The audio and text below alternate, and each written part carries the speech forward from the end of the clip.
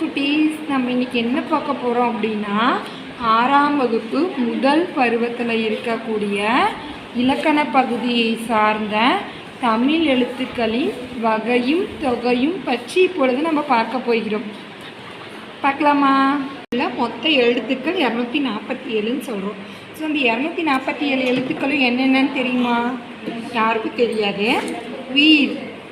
உயிர்னா உயிர் எழுத்து சொல்கிறது. உயிரெழுத்து மொத்தம் 12, மெய் எழுத்து 18, ஆயுத எழுத்து 1. ஸோ இந்த உயிரெழுத்தும் மெய் எழுத்தும் சேர்ந்து தான் உயிர்மெய் எழுத்துக்கள் கிடைக்கிது.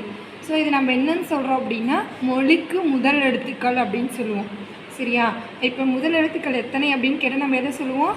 உயிரெழுத்து 12ம் மெய் எழுத்து 18ம் சேர்ந்தது தான் தமிழில் உள்ள முதல் எழுத்துக்கள் அப்படின்னு சொல்லுவோம். சரியா? அந்த முதல் எழுத்துக்கள் சேர்ந்து என்ன கிடைக்கிது அப்படின்னா, உயிர்மெய் எழுத்துக்களான 216 எழுத்துக்கள் கிடைக்கிது. அது என்னென்ன கூட்டினா என்ன வரும்னா 247. ஸோ தமிழில் உள்ள மொத்த எழுத்துக்கள் 247. ஸோ 247 எழுத்துன்னு பார்த்துட்டோம். உயிர் எழுத்தில் எத்தனை இருக்குன்னு சொன்னோம்?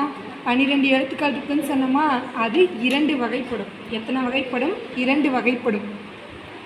சரிங்களா? என்னென்ன? குறில், நெடில். ஸோ 12 என்னென்னு முதல்ல பார்த்தா தான் உங்களுக்கு அதனுடைய வகைகள் தெரியும்.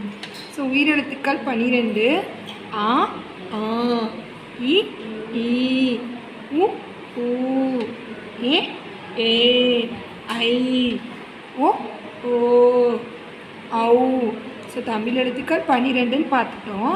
இதில் முதல்ல குறில் எழுத்துக்கள்னால் என்னன்னு தெரிஞ்சாதான், அடுத்தது நெடில் எழுத்துக்கள் என்னன்னு தெரிஞ்சாதான் நம்ம எழுத்துக்களை சரியாக எழுத முடியும். ஸோ குறில் எழுத்து அப்படின்னா குறுகிய ஓசை உடைய எழுத்துக்களை நம்ம என்னன்னு சொல்லுவோம்? குறில் எழுத்துக்கள் அப்படின்னு சொல்லுவோம். நீண்டு ஒலிக்கக்கூடிய எழுத்துக்களை நம்ம என்னென்னு சொல்லுவோம்? நெடில் எழுத்துக்கள் அப்படின்னு சொல்லுவோம். ஸோ இப்போ குறில் எழுத்து எது எது? ஆ குறுகி ஒலிக்கிறோமா? இ குறுகி ஒலிக்குதா? உ, ஏ, ஓ. இந்த 5 எழுத்துக்கள் நம்ம என்னன்னு சொல்லுவோம்? ஆ, இ, உ, ஏ, ஓ. இந்த 5 எழுத்துக்களும் நம்ம என்னன்னு சொல்லுவோம்? குறில் எழுத்து அப்படின்னு சொல்லுவோம். என்னன்னு சொல்லுவோம்? குறில் எழுத்துன்னு சொல்லுவோம். மீதி இருக்க அந்த 7 எழுத்துக்களையும் நம்ம என்னன்னு சொல்லுவோம்? நெடில் எழுத்துக்கள் அப்படின்னு சொல்லுவோம்.